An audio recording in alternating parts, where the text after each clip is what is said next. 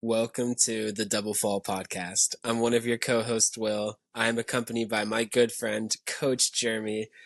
We just witnessed a crazy day one of Wimbledon. Today, in this episode, we're going to quickly recap what happened today, and then at the end, give our predictions for what we think is going to happen for tomorrow. To start the episode, let's get into the matches that didn't get to finish yet because of the curfew. Tomorrow, Zverev plays Rinderknech. That's currently tied 1-1. Arnaldi plays Botic van de Zandschulp. Botic is currently up 2-0. I have Botic moneyline in that one, so hopefully he finishes that off. And then Good call. Zeppieri is going into a fifth set, and then a very controversial ending to the Taylor Fritz GMP match. Fritz steals the fourth set tiebreaker. Gio was up a double break in that breaker. And then there's 40 minutes until the 11 o'clock curfew. It's like 10:20. And Gio, I think he elected to, wait for tomorrow to play the rest of the match because they didn't know if they were going to get it all in time before the curfew. Fritz is like, what the hell, man? Let's just play this out. Like, at least get 40 minutes in, and then we could see if the set ends. Like, this is grass. The games go very quickly, especially in a GMP match. So that was a little weird. I think the rule in that one should be if one player wants to continue, the match should continue, because that was a clear strategic advantage. There was a huge emotional swing for Fritz to take that fourth set, especially after Gio was about to close out the match and kind of choke that a little bit. He was going into a fatigued fifth set. Taylor, I think, had the physical advantage and now all the momentum. And then GMP is like, okay, I'm going to, obviously that's, I'm not even faulting him because I would do the same if I was in his place, but we'll see tomorrow, who takes that fifth set. But I think it's way more 50-50 now, where if they finished it tonight, I probably would have gave it, the live edge to Fritz. So I could see where the frustration from Taylor comes in there as well. Absolutely. No, I mean, it's a sport of momentum and the swings. It was like Fritz does the impossible and comes back from a double mini break down against GMP on grass. GMP wins that set. The match is over. So Fritz probably rides that momentum and is able to finish that in under 40 minutes, let's say. Yeah. Especially with the how and he was serving first in the fifth. Yeah. Which is a huge with this, with the scoreboard pressure for who was going to win that set. Yeah, let's see. No, I was watching that happen. I was like, "Oh, huge, upset alert." GMP, because Fritz, it's easy to forget. Grass season is literally like 3 or 4 weeks long, but maybe Fritz's best surface. Like his game is super, no pun intended, tailored to be super effective on grass.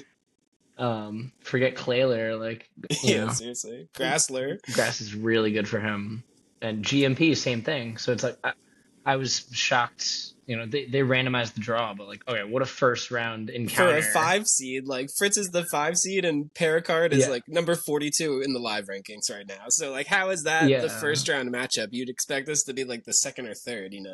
Perricard's basically a seed. Yeah, out of a hat, man. It's crazy. Yeah, I hope this doesn't derail Taylor, and I hope he does come through that, because let's get into the next one. Daniil Medvedev. I think this is the biggest shock of the tournament. In my preview with Hubs, we talked about the likely matchup between Fritz and Medvedev, and now Bonzi takes out Medvedev in round 1 in 4 sets.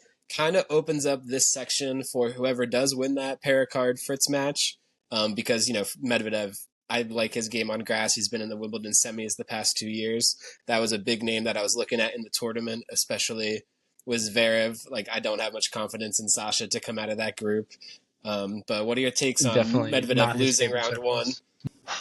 A little bit disappointing, to be honest, because he's just been on such a downward slide since pretty much this time last year. It looked like he was finally coming into form. Yeah, recently he lost to Bublik in the Halle final, so it was a little bit, positive momentum coming into Wimbledon, even though he lost the final. But just little surprising, but Medvedev, again, back to the drawing board. I mean, he has time in his career for another resurgence, but kind of more of the same from him, to be brutally honest. It's a little sad. He's been dipping in the rankings. Now he's currently 14 in the world.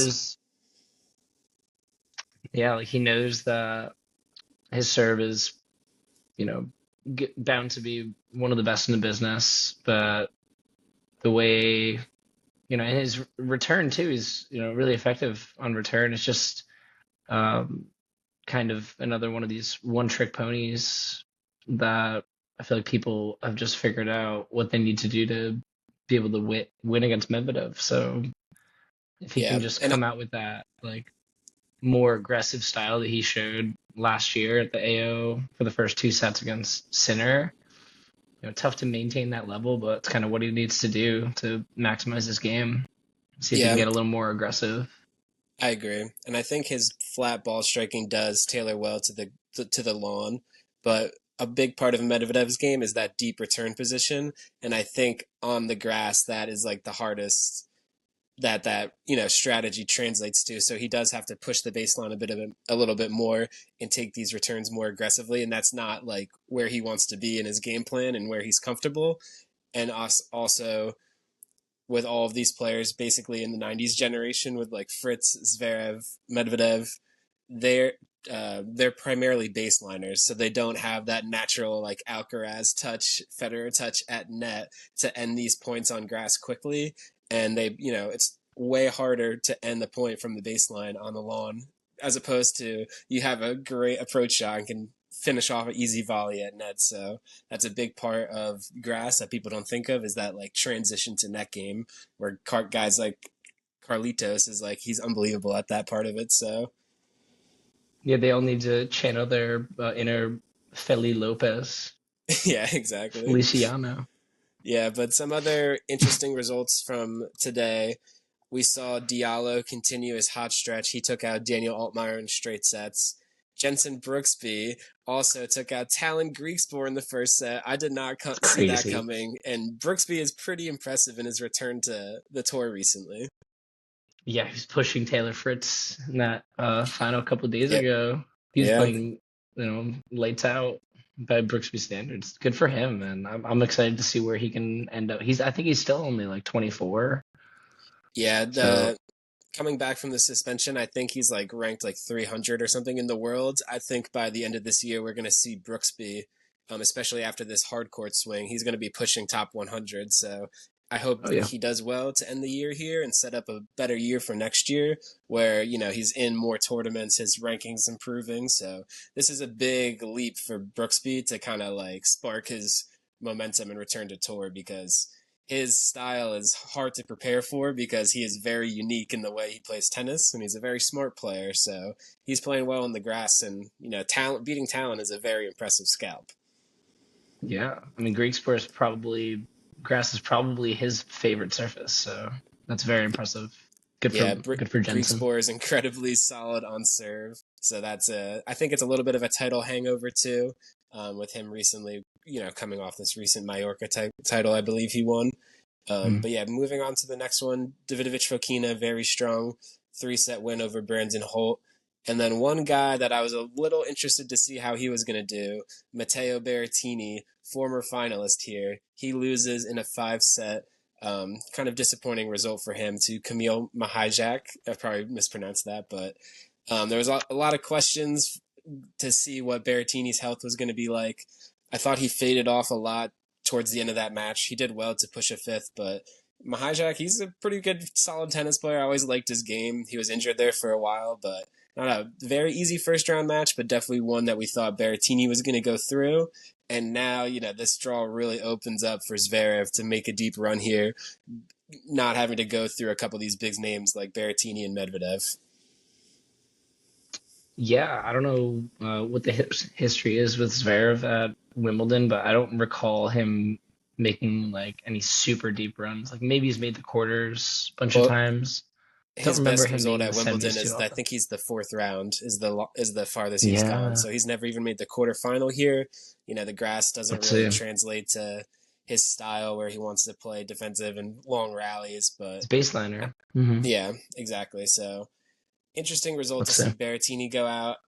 Kind of opens up for the draw if Zverev can even get by Rinderknecht. We're already seeing him struggle a little bit on the grass. So this quarter, to see who's going to come out of this to play Alcaraz in the semifinals, is going to be very interesting. I'm Pretty hoping wide it's open. Taylor Fritz because this would be an excellent section of the draw for Fritz to come out and save his season. And I would love to. I would love to see him get a shot at Carlos in the semis because that's a very interesting matchup. And who knows? That's the type of player where Fritz is at in the rankings to see how he performs. Wait, can we touch on our boy Fabio Fognini just playing like absolutely out of his mind, pushing Yeah, Alcaraz to a fifth set? I think it was just a classic case of Alcaraz is just the most, you know, Sinner obviously right up there with him, but he's the most physical player in the world. So a yeah, 6-1 fifth set was expected there. Good for Fognini, in the twilight of his career. Like he probably was playing as well as he possibly could. Really yeah, put on a yeah. show out there. He was up 2-1. Or no, sorry, he won the fourth set, so he forced a fifth set. So, Yeah. and the first three sets were very close. I think one element of grass that's completely different from clay is on clay, Carlos has that time to run around his backhand and rip a forehand. On grass, you kind of need a good backhand because you don't have that time to run around. So guys like Sinner, I really like, and Fognini, he has an excellent backhand and he hits the ball very flat. So that's a tricky first round for Carlitos. I think, like you said, he has a 14-1 5-set record. Probably shouldn't be going 5 sets with Fognini, but when you're after playing 3 hours, there's no legs that I trust more than Carlos Alcaraz's. Absolutely. And then who he might face looking forward into the draw. Felix Auger-Aliassime gets over Duckworth in a 5 sets after going down going down 1-2 sets. That's a He classic would go Felix 5 with match. Duckworth. He Yeah, would. I took the over in that one and expected. I was like, Felix never makes anything easy for himself. Duckworth is very experienced on grass. Tough, good for Felix to navigate that. I would love to see him play Carlos in the third round to kind of gauge where Felix is at. Even though he's been lower in the rankings recently, so I think that would be a fun match to at least watch in the third round. And then I'm honestly surprised why he even played Wimbledon. Stefanos Tsitsipas loses in a walkover to Royer. I'm not too familiar with Royer. I thought Steph probably should have just took the Casper Ruud approach and not even showed up to Wimbledon. That probably would have been a little bit, just save us the trouble, Steph. Just let another player into the tournament if you're not going to, Steph really take the hurt. grass seriously. Was he hurt? He just kind of opted not to play. Yeah, I'm not sure. I think a lot of these clay guys, the majority of their season is through the clay, and their bodies take such a toll. By the time grass comes around, it's such a quick turnaround, like 1 month later, that their bodies are like Cerundolo. shot. Yeah, so Cerundolo had one Cerundolo, of the another best clay example. seasons, and he's out first round. Yeah, like Borges is dangerous. He's been rising in the rankings. He's beaten Dolo here before in Wimbledon. So I actually was on Borges to win that one. So that was a little lucky that he came through in 4 sets. And Double then fault bet. yeah, well, speaking of double fault, the podcast favorite, Joao Fonseca, clinical in a 3-set win over Fernley. I'm usually a little skeptical of young kids on grass, but Fonseca's game clearly translates to the lawn. He's just the future, man. I Fernley's know. not an easy out right now, too. He's rising in the rankings very quickly. So Fonseca just smooth sailing there. Very impressive start for him. Agreed. Let's see who's in his draw. Who's the next test for him. Well, Interesting to see. I was looking. Well, he gets Brooksby round 2. Kind of an awkward matchup. I thought that was going to be Griekspoor versus Fonseca, and I was kind of looking forward to a Holger Rune Fonseca third round, but Holger goes out in 5 to Nicholas Jarry. He blames the knee injury. Same old story with Holger that And something he's is he's a wrong. clay There has to be an kind of a excuse clay for why he specialist. lost. Yeah, Rune is kind of a clay specialist as well, right? So it makes sense that wouldn't have the best results here. Maybe he can change. He still has time to improve on the grass, but Yeah, he's yeah, made a quarterfinal here before where he lost to Alcaraz in straight sets. I think Holger is a pretty solid spot server and has a big serve, solid backhand. Don't always love or trust his forehand. So I think he's going to be a threat on grass going for the rest of his career, but I don't know if winning Wimbledon is in the cards for him. And then there was a big rebound from Lloyd Harris taking out ZZ Bergs in 4 sets. That was a surprising result. He's had a lot of history of success on grass, so it's good to see that Harris is kind of finding some form here. Yeah, just out of the woodwork. He was MIA for a couple of years there, so good for Seriously, I was him. like, this guy was always Stefanos Tsitsipas with a two-hander. The But pride of South African tennis. yeah. And then a couple Brits winning today. Cam Norrie takes out RBA in 4 sets. And Fernley, the surprise upset over Alexei Popyrin. I was a little surprised in that one because I thought Poppy was going to be a little interesting in this draw. Wait, not Fernley, right? Or Ferry, sorry. Yeah, never heard of Ferry. But... Arthur Ferry. And then yeah, there's so many just like random British names that I'm like, that person's probably British, and sure enough, they always were. Like this one guy's last name is just Monday. I'm like, okay, he's got to be British. Like no other country would have the audacity. I know you don't want to be playing a guy named Monday on a Monday. That's always going to be tricky. I stole that from Hubs, but 2 Americans, very interesting. Nishish Basaveretti, he had 5 set points in the first set against Lerner TN. Loses the set and then ends up losing in 3 sets. That was a little disappointing because I had Basaveretti to win a set in my parlay. Sorry. Yeah, I had him in a set to win my parlay, which kind of blew it, even though there was a couple other legs. Holger also blew it. But moving on, very clinical result from Lehechka and Tiafoe, both winning in Tiafoe winning in straight sets and Lehechka winning in 4 sets. Adrian Manarino still has it. I think he's like 38 years old. He took out Chris O'Connell in a pretty impressive 3 sets. And then wrapping up, we have Bellucci in 4 sets. So let's move on to tomorrow, day 2. Let's get some of these predictions out of the way and see what we expect for tomorrow. Shapo is a big favorite. If he loses to Navoni on grass, I don't know what to do with myself because that is just he has to win this match, dude. Shapo cannot blow. He's got it. Sinner, I don't think is going to have much trouble with Nardi, and I would love if Shapo and Sinner get matched up in round 3. I don't give Shapo a chance, really. That's kind of bad luck with the draw that he has Sinner round 3, if he does even make it there. But I don't expect... Yeah, I was going to say, that would be a good result for Shapo. If he gets the 3 and, maybe wins a set, makes it close with Sinner, he can, leave grass season with his, head held high. Look forward to that hard court swing that he has had so much success in the past on. Let's go, Dennis. I know, former semifinalist here, losing to Djokovic in 2021, I believe. But let's move on to the next one. A bet that I like actually for tomorrow is Kecmanovic plus 3.5 games against Alex Michelsen. Kecmanovic is a very experienced veteran, is very solid backhand.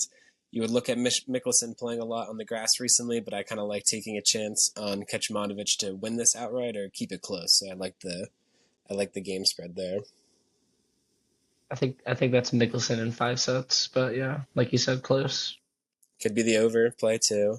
But moving on, one guy I'm a little concerned about, Lorenzo Musetti, like we said before, coming off an absolutely grueling clay season.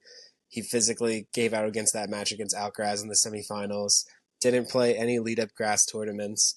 A little interested to see how he is physically against Bashalasvili in the first round. So it's a little concerning that the line is like minus 300 for, the 8 seed in the tournament.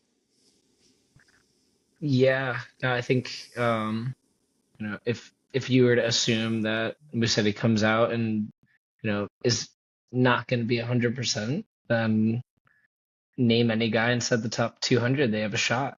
These guys have to be, near the top of their level to kind of be a shoo-in, no matter who it is, besides maybe Sinner Alcaraz. But like, I would be surprised if Basilashvili beat Musetti, but yeah, it's really just up to how Musetti's body's looking. Yeah. I think that was wise of him. A lot of people,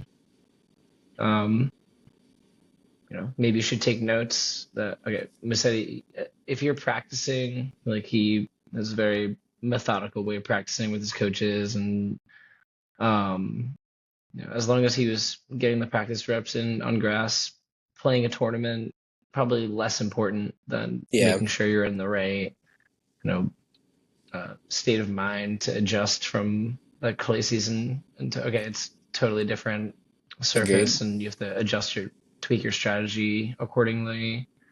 I think Miss gonna cruise. I think smooth sailing, Yeah, I think and he gets he's through gonna here. be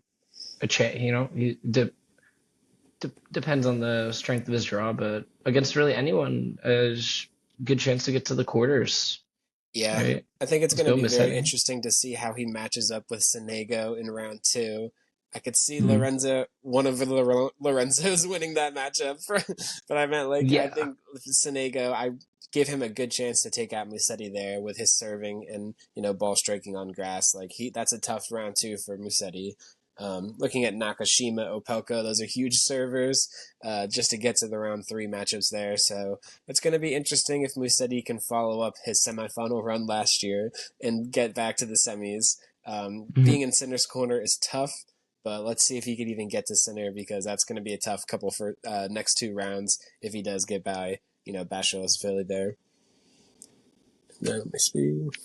Vasilishvili, by the way, is from the country of Georgia, might I add. So, I like to say that like Hassan, the pride of Lebanese tennis, Vasilishvili, definitely the pride of Georgian tennis. Not talking the Bulldogs.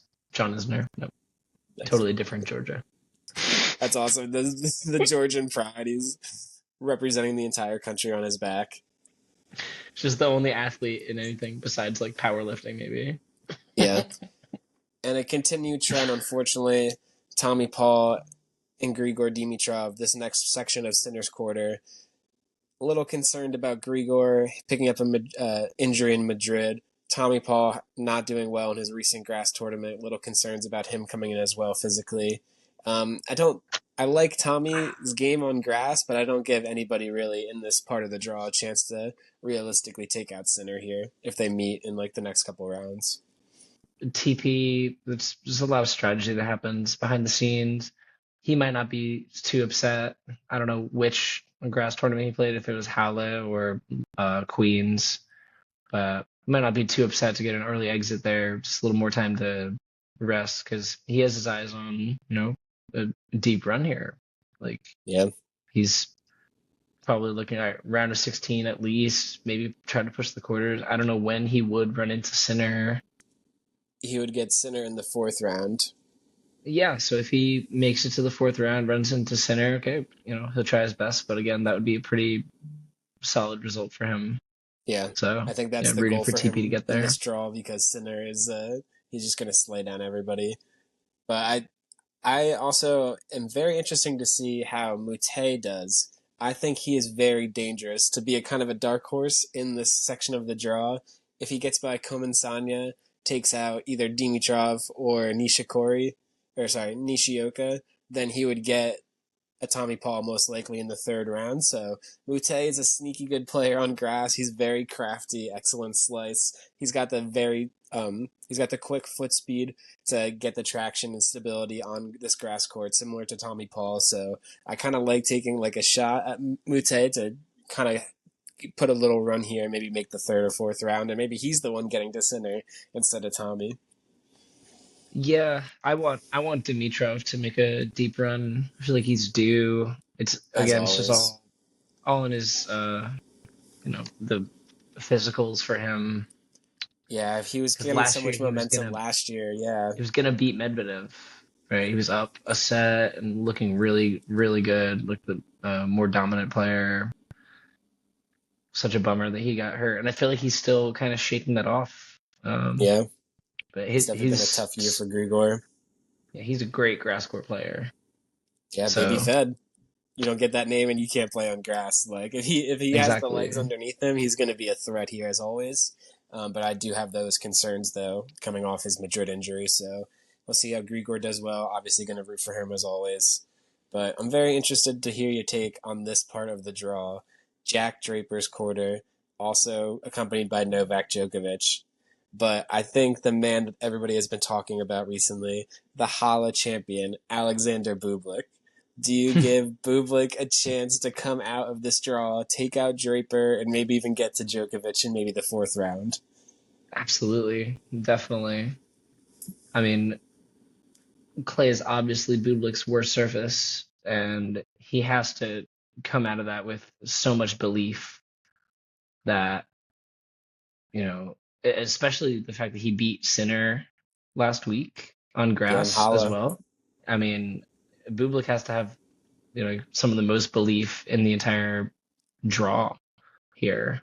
So, no, he's like probably number one person that you don't want to, like, unseeded person that you don't want to run into here. Oh Like yeah, that's a GMP, brutal, obviously, poor brutal Taylor Fritz, draw but for Jack Draper to have to play him the third round where Draper has to play Bublik. And after Bublik just beat him. after he just beat him in Roland Garros, and you would think, I actually think that Draper's game translates better to the clay than it does the grass court.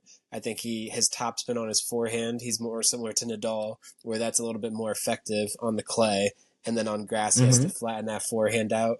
Of course, he's 6'4" with a huge lefty serve. Like, he's going to be good on grass, but I think naturally Draper is like his game translates more to the clay, where we've seen that success for him, and maybe it's going to take him a little bit of adjustments. He's never made it Hmm. past the second round here, and he also has that pressure from the British media to perform. And we don't have to get too into the British commentators. I know, yeah, that really pushes your buttons, but that they're Yeah. so negative. So it's going to be Like, tough to oh, see and how he Draper deals with all of bricked these things going bricked against him another at volley. Wimbledon. Yeah, Like, they never focus on like the person what they did well in the point to win it. It's always like, well, hindsight 2020, this guy should have done that. So if they didn't have great accents, it's definitely, I don't like to always listen to the commentating, but I think Bublik has a realistic shot to take out Draper here and make a deep run and follow up that Hala championship. definitely. Yeah, Bublik is playing way higher than his ranking, and his belief is like higher than it's ever been in his career. And like, look out for Bublik, man. He's really gonna be a tough out, Yeah, especially like he just doesn't put too much pressure on himself. Has every single obviously his movement is not his strength, but like he has the ability to take the racket out of his opponent's hands, especially on his serve. yeah. Serve, and then he has really good feel, like it was uniquely good feel for a 6'6" player. Great net game, like Great slice. And I, what in I just Hala, what look he at was it. doing so well was his forehand, he was absolutely unloading on it. So if he's doing that on grass where he's serving like he can, unleashing on his forehand, and also mixing in the unpredictableness with drop shots, slice, he has great hands at net. Like, Bublik is a serious threat on grass. I kind of like the draw for him. Draper in the first round tomorrow has Sebastian Baez, and that would play most likely Chilich. He's the big favorite in the first round matchup. And then Bublik Mm. would have Marijan in round two if they both win out. I think Bublik won't have too much trouble with Gaston. But Marijan, that's not an easy round two for Bublik. He could be tricky there. Chilich, low key, Yeah, maybe the and also fourth Chilich for fourth Draper. major So winner yeah, it's in the not like a draw. given we get that, but I think it's more likely than not that I think Bublik gets through that section. And then I give him a great Hmm. chance to take out either Kaboli or Mensik would be the seeds for him to play in the fourth round to see who gets to the quarterfinals against potentially seven-time Wimbledon champion Novak Djokovic. So this is a very interesting quarter. I like taking the risk though on Bublik to make a run here for sure. Same. But is this Djokovic's quarter to lose though? Do you think he gets out of this? Yeah, I would be very surprised if he doesn't get out of it. I think I think that Djokovic is in the top three contenders at this tournament overall. Um, depend like if we see a 100% like in good physical shape Musetti, I think that he can be contending for like being one of the top four players. Um, but Djokovic, I definitely would put him in like the top four, like Yeah, and I contenders think to make the semis or the finals or even win it. yeah, the big question when the draw came out with Alcaraz and Sinner being 1 and 2 is what side is going to get Novak Djokovic, because I think there is a gap right now where it's Sinner Alcaraz, and then it's a little bit of a Probably question mark for Fritz or Djokovic. Draper. Yeah, because Yeah, Fritz, I Zverev's think definitely not number three. not on grass. I think Fritz is probably number four. Medvedev, before he lost round one, I would probably put him up there too. But we'll see how that kind of plays out for this rest of the draw. But I do agree with you. I think this is a. I'd be very shocked if Djokovic doesn't get out of this quarter, because I think he would be able to counter Bublik too well. That would be too dependent on Bublik redlining serving over like the course of a 5-set match. But yeah, I think I expect Djokovic to handle Mueller, who was a little upset to be playing him. But yeah, okay. I think the last one we have to touch on for tomorrow, Ben Shelton versus Bolt. Do you think Ben is ready to succeed on the grass here at Wimbledon? Now's as good a time as any. What's his best result? Third round? Thing Yeah. is with Shelton, it's a buy low spot probably coming off of a recent loss to Lerner Tien in Mallorca. And Ben's best Wimbledon result was last year, making the fourth round here. So obviously, Right. his big serving translates to the grass. His elite forehand. I think his game, kind of similar to Draper with his leftiness and topspin, is maybe tailored more towards the clay where he can have his athleticism shine. But I mean, if Shelton gets hot serving, this is going to be a tough part to get him out in this section of the draw. Yeah, you got to think if you're his opponent, just make him hit as many backhands as you possibly can because that's just the wing that breaks down for him, and it's he rarely is able to dictate with that shot. As opposed to obviously his serve and his forehand, top 10 Elite. potential with Yeah, that. But like you said, it's not as easy on grass to run around your backhand. And a person like Alcaraz or Sinner, it doesn't matter because their backhands are so solid they can kind of create with their backhand and win the point. Sheldon, I've yet to see that, but who knows? I'm sure he knows that better than anyone. He's been working on it. So let's agreed. go, Ben. I mean, he loves coming to net. He's um, very refined volleyer in the grand scheme of things. So I can see him, you know, equaling that fourth round best this year, Yeah, kind of regardless of who he's, unless he runs into like Musetti. Djokovic, Alcaraz, or Sinner, or Well, like they're not. maybe Musetti.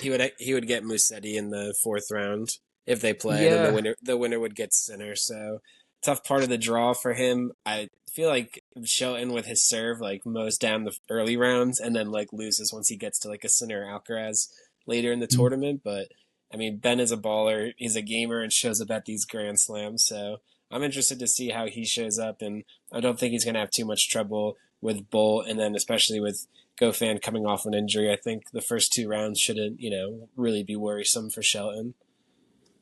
let's go, Benny But boy. actually, the best matchup tomorrow actually might be Guillaume Monfils versus Hugo and Bear. Oh, The too battle of the good. Frenchmen. Monfils is somehow going to find a way to make that like a 5-set thriller. So I expect fireworks from that, battle. Without a doubt. Yeah. So Humbert just lost to Brooksby, so he's going to be hungry to just flush that out of his memory. yeah, and grass is definitely Hugo's best surface. So it's going to be an interesting dynamic to watch that as well. But yeah, Jeremy, Gael. yeah, it's been an incredible start to Wimbledon. It's been a great start from day one for Wimbledon. I'm really looking forward to all the matches tomorrow. I'm going to try to have these podcasts coming out maybe daily to recap quickly and talk about the next day for who's going to win. So make sure you guys follow along. We're trying to get to 500 Let's go, Chapo. we're trying to get to 500 subs by the end of the Wimbledon. So help us and support the channel if you're enjoying our content. But let's go enjoy some tennis tomorrow, Jeremy. I can't wait.